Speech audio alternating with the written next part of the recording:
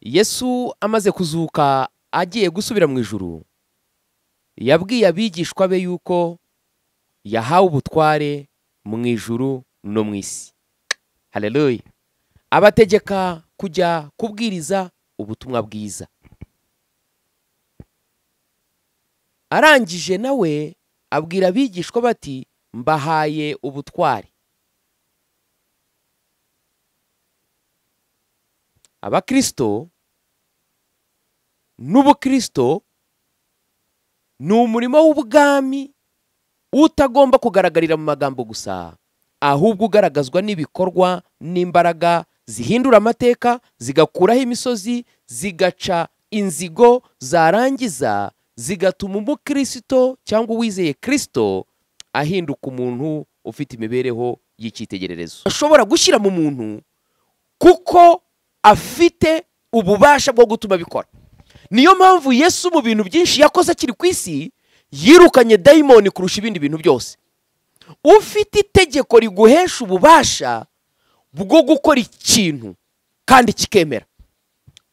Ibyo bitandukanye na power, imbaraga n'ubushobozi Yesu yari afite. Twe yaduhaye ubutware cyangwa ububasha. Kiri indwara, iyo shalom irimo gukira amakuba, irimo gukira guhagarika umutima, irimo gukira addiction zizi inzoga n'itabi, iz'ubusambanyi n'uburaya no kwigurisha, iyi irimo guca imigozi no kubohora abantu b'Imana. Ziko hari ubutware buri muri nge, kandi ubwo butware buri muri wowe niba koko waravutse ubwa kabiri.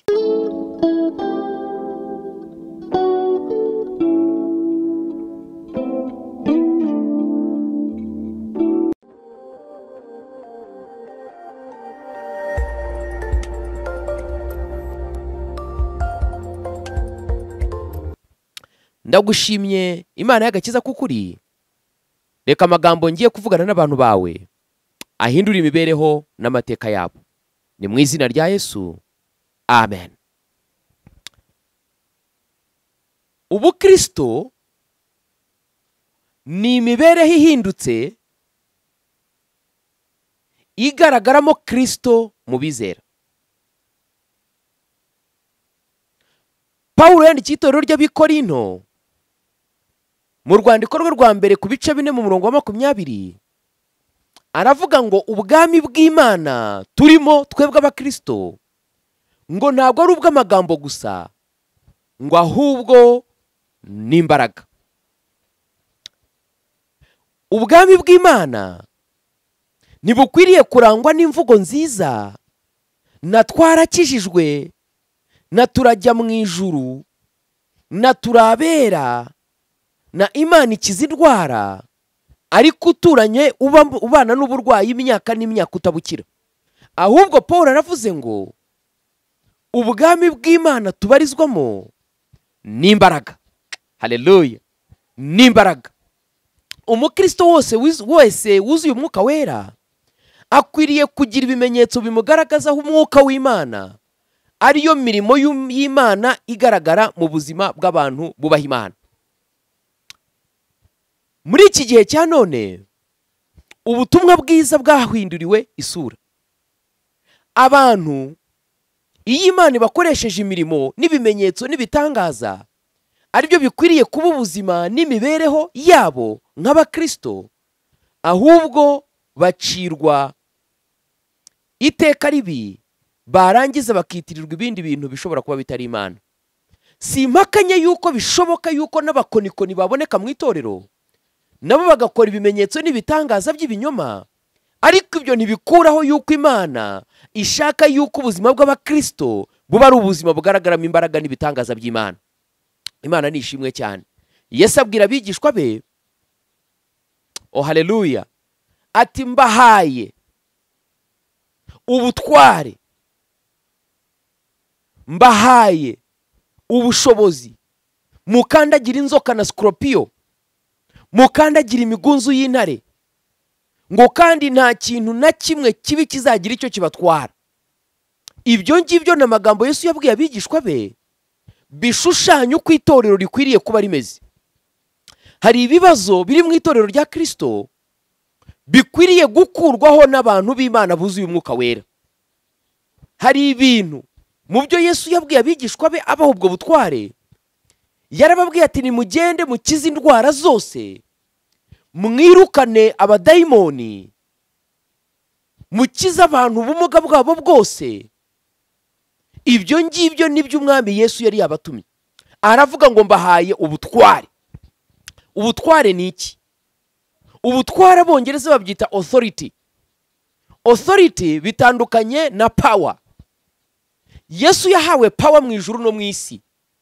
Umuntu ufite power mu Kinyarwanda nabyo tubyita ubutware, ni ukuvuga ngo ni umuntu wifitemo ubushobozi muri we bwo gutuma ibintu bimwumvira, abantu bamwumvira, ibintu bigakora icyo ategetse ashatse, kuko muri we harimo ububasha. Ntago umuntu ufite ubwo bushobozi cyangwa power, ntago bisaba yuko abanza kunegosiya, gutereta, kwinginga umuntu cyangwa ikintu kugira ngo cyumvire itegeko rye. Oya, iyo ufite power n'imbaraga za kimana zituma ikintu kikumvira, kigakora icyo ushaka ko gikora, ubaye ubivuze kabone naho icyo kintu cyakabaye kitabishaka. Imana ni ishimwe cyane. Ni ukuvuga ngo Kristo yaramaze kugira ubushobozi muri we butuma ibintu bimwumvira, bigakora icyo ashaka kabone naho yakabaye atabishakaga. Kamurebe urw'icyitegererezo cy'ubushobozi. Ngo Imana iravuga ngo nihabeho isanzure. Isanzure ribaho. Ntabwo ryari risanzwe ririho, ariko ikintu cyitwa isanzure giteye nk'uko yabishakaga mu bitekerezo bye, cyashyizweho n'uko ubushake bwe bubayeho. Ategeka yuko inyanja izamo ibiremwa byose bifite ubugingo, oh haleluya, bikwiriye gutura mu mazi. Hahita havuka amafi n'ibindi biremwa bitandukanye bijya mu mazi bitari bizi ko bikwiriye kubaho, bibeshwaho n'ijambo n'itegeko, bitangira kubaho mu mazi. Kandi ibyo biremwa iyo bihaye gutura mu isi bitari mu mazi ntibibasha kubaho. Ni ukuvuga ngo byahinduwe uko biri, bitangira kubaho muri ubwo buryo, birabwishimira, birabwakira, kuko hari umuntu ufite power, haleluya, watumye ibintu bimwumvira bikabaho bityo. So Yesu afite izo mbaraga, iyo power zo gutuma ibintu bigenda uko abyifuza mu migambi yo kugambirira kwe, abwira bamwizeye aribo ba Kristo, ngewe nawe, ngo mbahaye authority, mbahaye ubushobozi, mbahaye ubushobozi, authority bwo gukandagira inzoka na scorpion n'imigunzu y'intare, kandi hakaba nta kintu kibi cyose kitumvira Imana kizagira icyo kibatwara. Imana ni ishimwe cyane. Atanga n'ingero z'ibyo bintu. Aravuga ati mwigirukane dayimoni. Dayimoni zikora iki? Dayimoni zifite ibintu bibiri by'ingenzi zikora mu buzima bw'abantu. Icyambere, dayimoni zikora ibyo bita possession.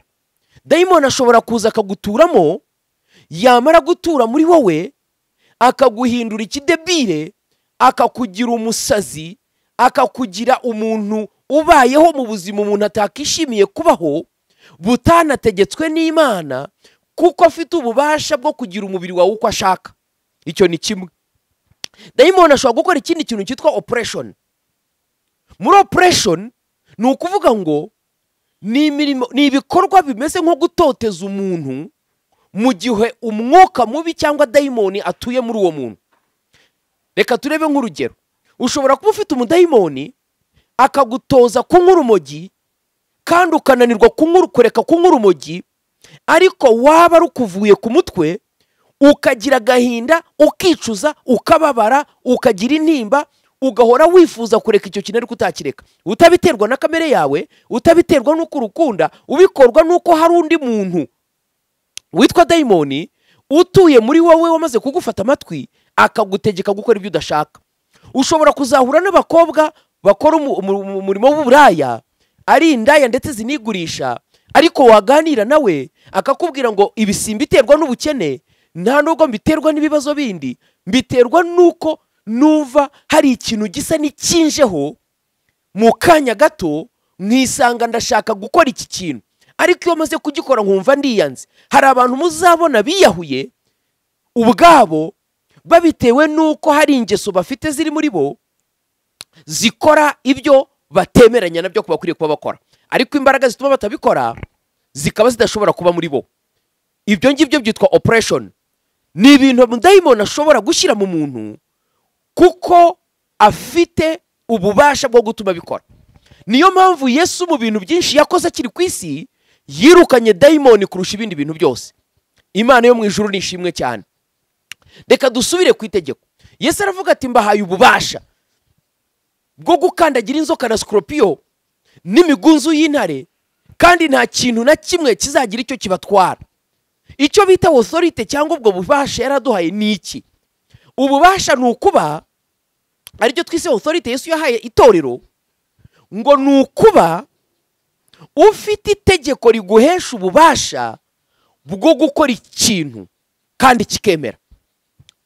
Ibyo bitandukanye na power, imbaraga n'ubushobozi Yesu yari afite. Twe yaduhaye ubutware cyangwa ububasha. Ni ukuvuga ngo muri iyi si abizera Kristo dufite ububasha n'ubushobozi duheshwa n'itegeko ry'umwami Yesu wumvirwa n'ibintu byose, gukandagira inzoka na scorpion, gukiza indwara z'uburyo bwose, gukura abantu mu mugeni addiction, gukiza abantu kwiheba n'agahinda binyuze mu butware duhabwa na Kristo ukorera muri twe. Niyo mpamvu Paulo wakoraga ibyo bitangaza n'ibimenyetso akabohora abantu benshi, yabwiye itorero ry'Ibikorinto ariyandikira aribwira ngo ntabwo ubutumwa bwiza cyangwa ubwami bw'Imana ari amagambo meza gusa.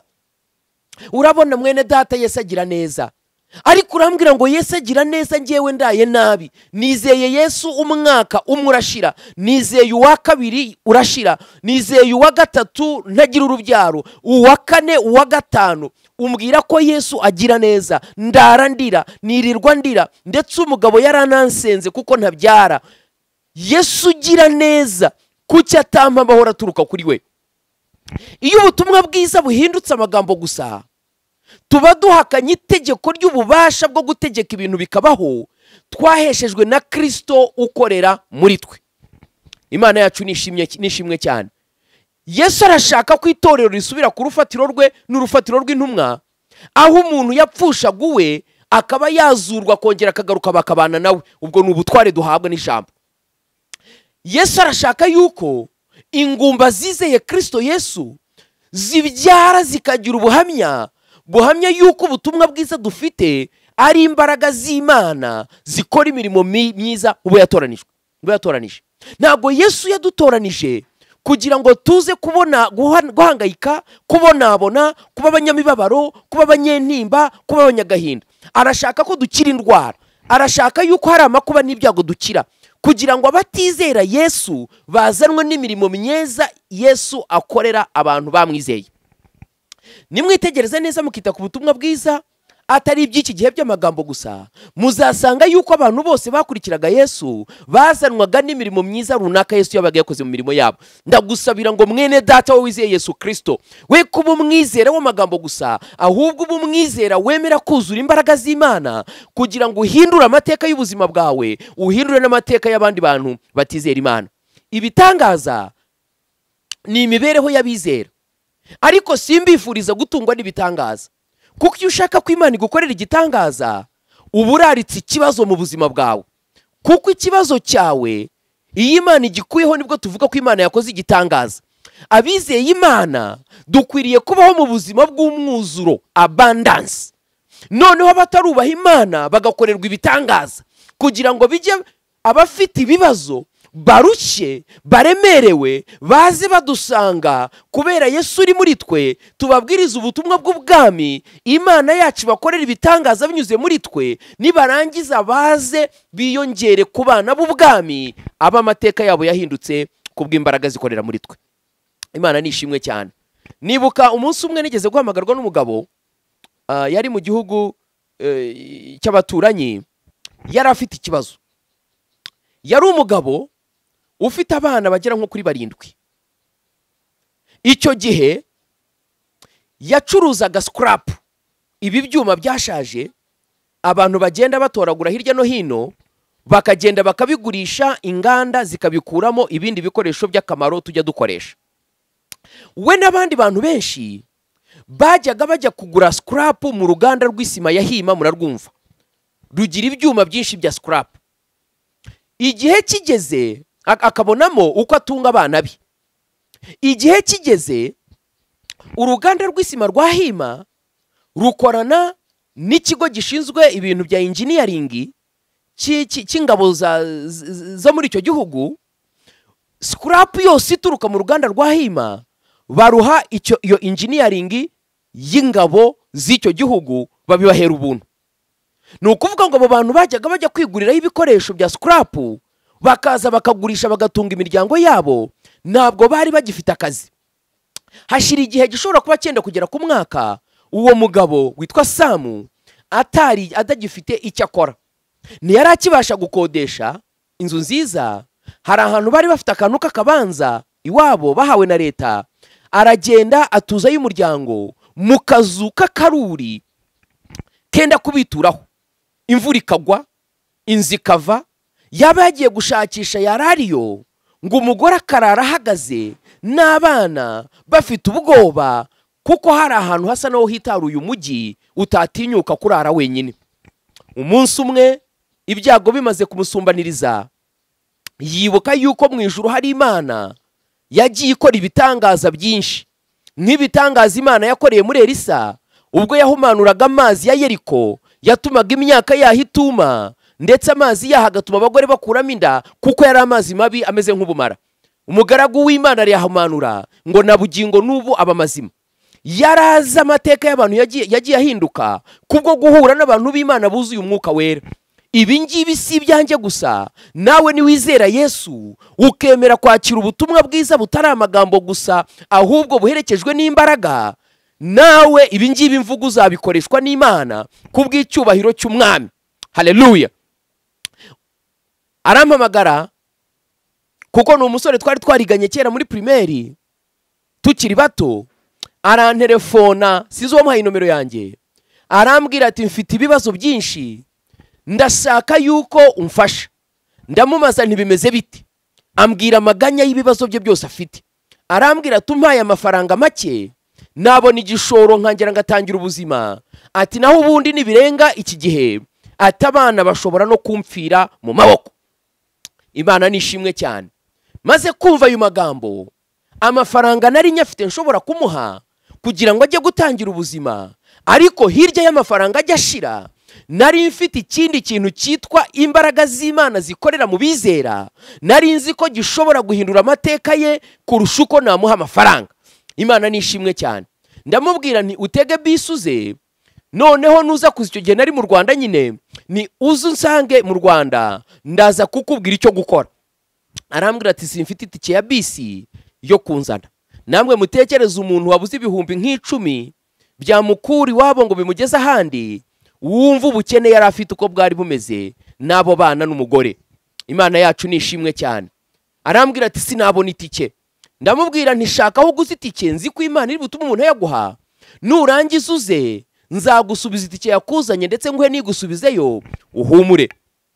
Yari afite ibyiringiro ko naza ndimufate nka miliyoni imwe nkayimuha, nkabubwira nti genda uwongere urwaze inshuti yanjye.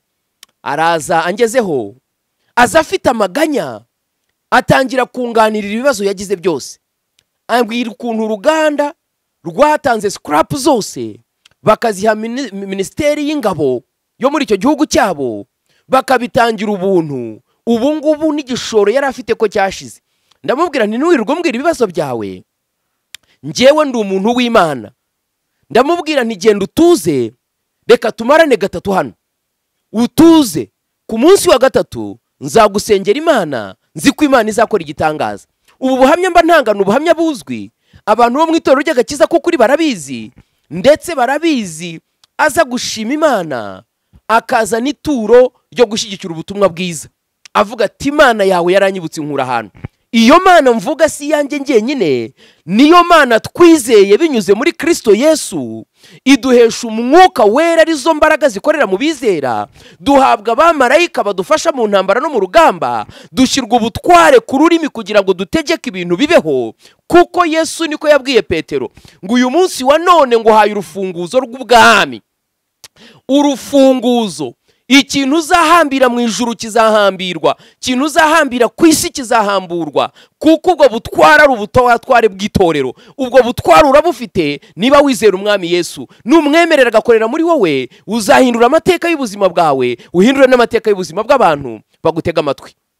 Imana nishimwe cyane. Uwo mugabo witwa Samaraje, turabanye tumaranye iminsi 3, ndamusohokana mu mahoteli meza turasangira. Rimwe aza kumbwira ati iyo turiye nk'aya mafaranga, ati mba numva nayafata nayo nkayabika, wenda ukangurira irindazi n'amata, ariko aya mafaranga akaba ariyo nzaheraho. Ndamubwira nti humura, mu ijuru hari Imana itanga ibiruta amandazi, itanga ibiruta aya mafaranga turiye muri hoteli. Naho yaba 1,100 tukabirya umunsi umwe, hari Imana itanga akubye 1,100 inshuro nyinshi. Erega Imana ntiyaduhamagaye mu bwami bwayo kugira ngo tuze kubugwamo, ahubwo ngo yaduhamagariye kugira ngo duhabwe ubuntu, ndetse ubuntu bugeretse ku bundi. Yaduhamagariye icyo bita abundant life, yaduhamagariye icyitwa shalom. Niyo mpamvu yabwiraga abigishwa bw'indamutso, yaravugaga ngo amahoro abe muri mwe, amahoro y'umwami Yesu. Iyo shalom irimo ubutunzi, iyo shalom irimo gukira indwara, iyo shalom irimo gukira amakuba, irimo gukira guhagarika umutima, irimo gukira addiction z'inzoga n'itabi, iz'ubusambanyi n'uburaya no kwigurisha, iyi irimo guca imigozi no kubohora abantu b'Imana. Samaraje ku munsi wa 3, icyo ushaka ko Imana yanjye gukorera. Nzi ko hari ubutware buri muri nge, kandi ubwo butware buri muri wowe, niba koko waravutse ubwa kabiri. Imana nishimwe cyane. Arambwira ati icyifuzo nakifuje nuko uruganda rwahima rwakingura, tukongera tukajya tugura scrap tukajya kuzigurisha. Ati kuko niwo murimo nzi gukora mu buzima bwanjye bwose. Atariko babuhaye ibyo scrap, bazihaye ikigo gikomeye cya leta. Nawe mwumve Ministeri y'Ingabo, department ishinzwe ibintu bya engineering cyangwa mechanized, ngira ngo ni engineering, ikaba yarahawe ikintu, hari amasezerano yasinywe. Nta kintu wakora kugira ngo bakurwo ruganda, ubaka iryo soko bariherewe ubuntu, bari bahaye kubw'impamvu ni ikigo gifite amafaranga, gifite ubushobozi, ni ikigo cy'ingabo z'igihugu. Aravuga atari ko ibyo ntibyakunda, ati cyo kora unsengere Imana igira kandi karimima. Nanjye nari nzi ko muri nge harimo umwuka unyobora mu buryo nsenga, kandi nari nzi neza yuko hari ubutware nahawe n'umwami Yesu bwo kubohora abantu b'Imana, tugakandagira inzoka na scorpion n'imigunzu y'intare. Yari yaranyazwe n'umubi, yagombaga gusubizwa ibyo yanyazwe.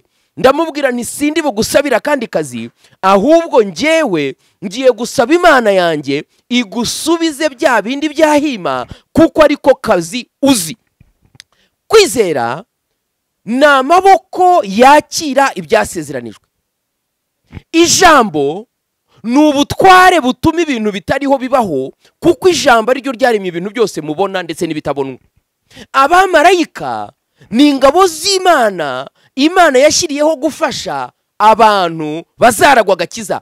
Abo nabo bafite ububasha bwo gutumwa iyo tuvuze, bakajya mu kazi, bakajya gutunganya inzira, bagakuraho impatanwa, bagategeka imitima, kugira ngo umuntu w'Imana ahabwe ibikwiriwe byose. Nimwibuke Petero ukuntu marayika aje kumukura mu nzu y'imbohe, ni nako nawe ushobora gukurwa mu nzu y'imbohe y'ubukene, inzu y'imbohe y'akarande, inzu y'imbohe y'ibyaha runaka, ugatunganywa n'Imana, ugahabwa ubuzima bwiza.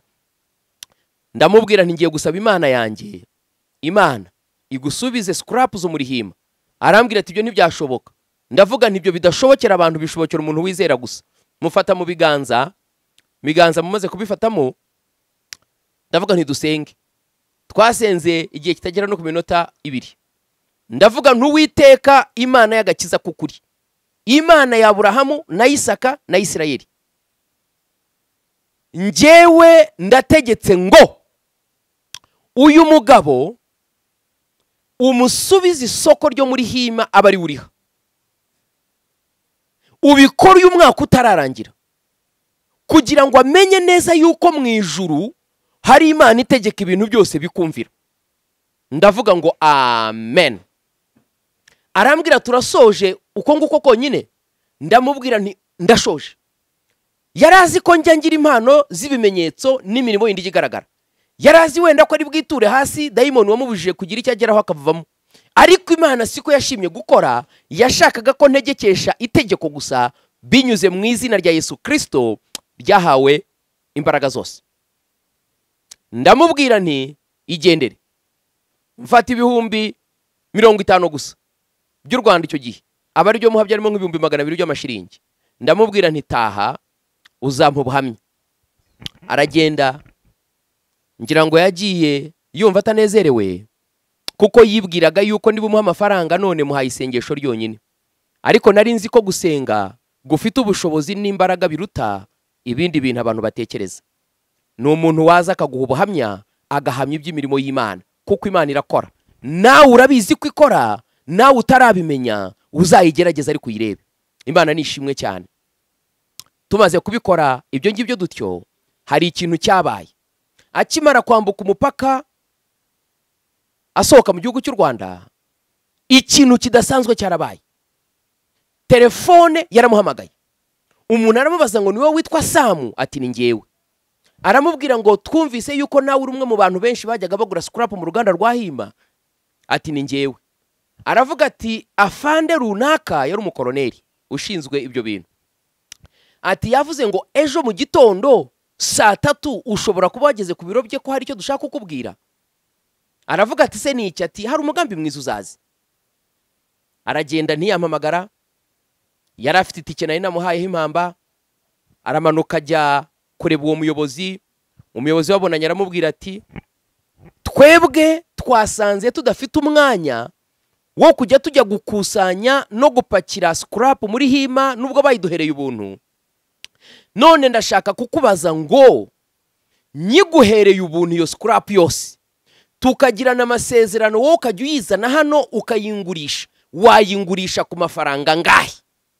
Imana nishimwe cyane. Ndakubwira ngo Imana ishobora gutegeka imitima y'abayumvira, igategeka n'imitima y'abatayumvira kugira ngo ihe umugisha umuntu wayiringiye, kugira ngo abakristo batabarwe. Gutabarwa kwacu gutuma batubaha Imana, baza gushaka Imana yacu. Impamvu abapfumu n'abakonikoni bagifite amahirwe yo kubona babagana nuko itorero ritari gukoresha ubutware bwaryo. Dukwiriye guhindura amateka kugeza naho ibihugu bitugisha inama, kugera aho za Loni tuzigira inama, bakavuga bati nta cyemezo gikwiriye gufatwa abizera batatanze igitekerezo cyabo, kuko imbaraga n'ubushobozi biri muri twebwe. Ubwenge no kumenya bikomoka ku Mana kandi biri mu bantu bayiringira. Imana yacu nishimwe cyane. Uwo mugabo Samu yahawe kontra yo kuba ari ugemura scrap, atayiguze akayipakira akayigurirwa ku giciro nk'icyo abantu baba baranguye, kuko ijambo ry'Imana nari namuvuzeho ryari mu buzima bwe. Izera Imana. Ubwo butware sinjye bufite ngenyine, bufitwe n'abantu bose bubaha Imana. Nawe ni wemerera Imana ubwo butware buri muri wowe, kuko ni ubutware duheshwa n'umwuka wera yaje muri twe. Kuko biri tubwira ko hari impano ziza muri twe. Izo mpano nawe utarizera ni wizera umwami Yesu uyu munsi, izo mpano ni umugabane wawe. Niko Petero yabwiye abatizera, arababwira ngo nimwizere mubatizwe mu izina ry'umwami Yesu, namwe muhabwe impano y'umwuka wera, kuko ari isezerano ryanyu n'abana banyu n'abandi bazakurikiraho. Imbaraga z'Imana. Abakristo bakwiriye kubaho mu buzima bufite ibyo bakeneye. Ushobora kudafona ibya mirenge n'ibya misago, ariko ufite ububasha bwo guhabwa ibyo ushaka bituma Imana yawe ihabwa icyubahiro, nawe ukagira impamvu zo kuyihimbaza. Reka nkubaze mwene data, wowe uri mu rusengero uganyiramo, niki wafashisha umuntu utizera Imana kandi ubwawe Imana itarigeze ihindura ubuzima bwawe? Samu yongeye kumpamagara nyuma y'iminsi 30. Ndibuka icyo gihe twari tugiye mu masengesho yo kwiriza iminsi 30 Kimironko. Abantu benshi bari bwumva ubutumwa barabizi. Iminsi 30 yagiye kurangira, uwari umutindi utagira haba yujuje inzu y'ibyumba 4 na saro nziza. Imana nishimwe cyane. Iminsi 30 yashize yamaze kugura imodoka agendamo. Hari igihe Imana ikingura irembo ku muntu, ikabikora ibyikoreye kugira ngo hatazagira umuntu byirata, bitiraswe nanjye wamusengeye, bitiraswe nawe kubw'imirimo yakoze ngo ari umuhanga, ahubwo abantu bose bakabona ko ari Imana yo mu ijuru yabikoze. Iyo Mana ishaka kugira icyo ikora mu buzima bwawe, yizere. Hari imbaraga zihariye ziri mu bantu b'Imana. Kuki abakristo benshi bafite ibibazo bikaba bitarangira? Uwo Sam ubuzima bwe bwarahindutse. Nejo bundi yaranyandikiye ambwira ahantu yaguze ubutaka bunini ahashyira famu ifite inka nyinshi. Cyo gihe yaramaze kugura amazu abiri yandi mu mujyi wako gace yaratuyeho. Usibye inzu yabagamo yaramaze kugura amazu abiri yandi y'ubucuruzi ari yakora ako kazi. Yaramaze guhinduranya imodoka kabiri mu myaka ibiri. Ndamushimira kuko yanampaye inkarangabira. Kandi numwe mu bantu ba mbere baje kuba ibituro ryo gushyigikira umurimo kubera ibyo yabonye. Reka nkubwire njya kugana ku musozo. Hari ubutware buri muri twe. Kuki abakristo bahangayitse bakaba baheze mu butindi, bakaba badakira indwara, dayimoni zikaba zitabavaho, bakaba bafite karande zanze kubareka, kandi itorero rifite imbaraga. Reka nkubwire impamvu. Iyo ubutware buri muri wowe utabukoresheje, ntago ushobora kugira icyo bukumarira. Abantu benshi baravuga ngo Yesu nabibona ngo azamfasha, ariko Yesu yaduhaye ubutware. Nigeze numva inkuru yavuzwe n'umukozi w'Imana witwaga Kenneth Hagin. Ni umuntu Imana yakoresheje mu buryo budasanzwe kandi bukomeye. Imana yacu ni ishimwe kandi himbazwe cyane.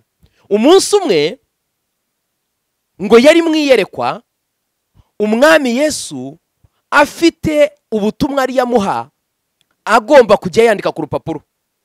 Nuko ngo Yesu bari bahagararanye ngo amubwira Kenneth yandika, avuga Kenneth yandika, ngo ariyo yandika yahimba wageze kure ari ibintu bifite akamaro, ngo hahita haza umudayimoni ahagarara hagati ye n'umwami Yesu. Noneho ngo atangira gusakuza cyane, ngo asakuza cyane, uwo dayimoni asakuza cyane ku buryo Kenneth Hagin yumvaga dayimoni ariko akaba atacyumva Yesu. Ariko ngo agiye kubona abona Yesu ntiyirukanye dayimoni, ahubwo Yesu akomeje kuvuga. Ngo arangije aravuga ati ariko se ubu mwami Yesu ntabona ko ntamwumva, kuki atirukana uyu mudayimoni? Akabona Yesu wakomeje kwivugira kandi ibyo yagombaga kwandika biriyo biramucika, kuko Yesu asa naho atabonye ko dayimoni ari gutuma Kenneth Hagin atamwumva. Birashoboka ko ibyo bintu ntabwo bijya bikubaho. Ngo nuko bishize akanya Kenneth Hagin agira umujinya kubera ko yabonaga ari gucikwa n'ibintu by'ingenzi kandi Yesu atabyitayeho. Ngo arangije arakara umujinya w'ifuhe, yinjira mu butware twahawe n'umwami Yesu. Ngo aravuga ngo yewe dayimoni, ngo uvaho mu izina rya Yesu.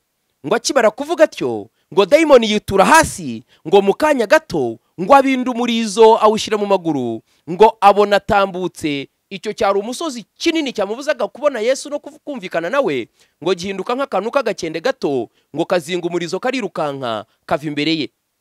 Ngo amaze kumucyaha dayimoni agiye, ngo abaza Yesu ati ese ntiwabonaga yuko dayimoni atuma ntumva ibyo uvuga kandi bifite akamaro nagomba kubyandika? Ngo Yesu aramubwira ngo nabibonaga kandi nabyumvaga, kuko utacecetse se nibura ukabanza ukamwirukana akagenda. Arambwira ati nakomeza kuvuga ati kuko iyo utamwirukana nta kintu nanjye nari kubikoraho. Kenneth Hagin abaza Yesu ati iyo ntirukana dayimoni ntago nawe wari kumwirukana, wari kumureka? Aravuga ati ntacyo nari kubikoraho. Aramubwira ati se kubera, aramubaza ati se kubera iki? Aramubwira ati impamvu igihe nahabwaga ubutware mu isi no mu ijuru narabufashe ubwo butware mbuha itorero. Niyo mpamvu yabwiye Petero ngo nguhaye urufunguzo rw'ubwami, icyo muzahambira ku isi kizaba gihambiriwe, cyo muzahambira mu izabohora kizaba kibohowe. Ubutware narabubahaye. Kwirukana dayimoni naguhaye itorero. Iyo uturikana uyu mudayimoni washoboraga guhura n'amakuba yose kuko ubushobozi ari wowe bufite. Ariko ubwo wategetse ngo mu izina rya Yesu, wabonye ko naje nahise ngaragara ubwo yatinyaga akitura hasi agahunga akagenda. Reka nkubwire mwene data, ubushobozi bwo gutegeka ibintu bigakunda, ubushobozi bwo gukira indwara ntago buri gutumbira mu ijuru, ahubwo buri muri wowe, kuko Yesu atuye we mu buryo bw'umwuka. Imana ituye muri wowe. Yaravuze ngo azaza na se n'umwuka wera ngo baze bature muri twe. Nitwe rusengero, nitwe mbaraga. Hari imbaraga ziri mu bantu b'Abakristo, ziri mu mbaraga zikomeye cyane ku isi, zishobora kunesha ibintu byose. Imbaraga zituma zivuga ngo dushobora no kuribwa n'inzoka, ubumara ntibugire icyo budutwara, abarozi bakaturogaho kugira ngo tugire icyo tuba, akaba aribo basara, ahubwo abarozwe akaba aribo tubohora. Tugatwikira abarozi, tukabambura uburetwa bwa Satani, tukabinjiza mu bwami bwo gukiranuka bw'umwami wacu Yesu. Ese uri umukene? Ese ufite karande? Ese ufite ibikuraje nabi? Ndakubwira ngo egera umwami Yesu. Niba utarakizwa, sanga umukozi w'Imana ahari hose, uzi urusengero, bagusengere wemere umwami Yesu, kandi uzahabwa impano y'umwuka n'imbaraga zihindura amateka yawe. Ndagusabira ngo Imana iguhe gutunga, Imana iguhe gukira indwara, Imana iguhe gukira imivumo, Imana iguhe gukira amakuba, Imana iguhe impano y'ubwenge, Imana ikugira igikomerezwa. Imana yo mu ijuru igukure mu bukode kubw'itegeko ry'ijambo. Imana igukorere buri mushinga wose ufite mu buzima bwawe, kuko ntago dukwiriye kuba umurizo, ahubwo dukwiriye kuba umutwe. Isezerano rivuga ngo ntago ngo tuzaguriza amahanga, ariko ntago tuzayaguzaho. Imana ikwishyurira imyenda, igukura imyenda mu izina rya Yesu. Ibyo nibyo ngusabiye mu izina rya Yesu Kristo ryera. Amen. Ugira amahoro y'Imana.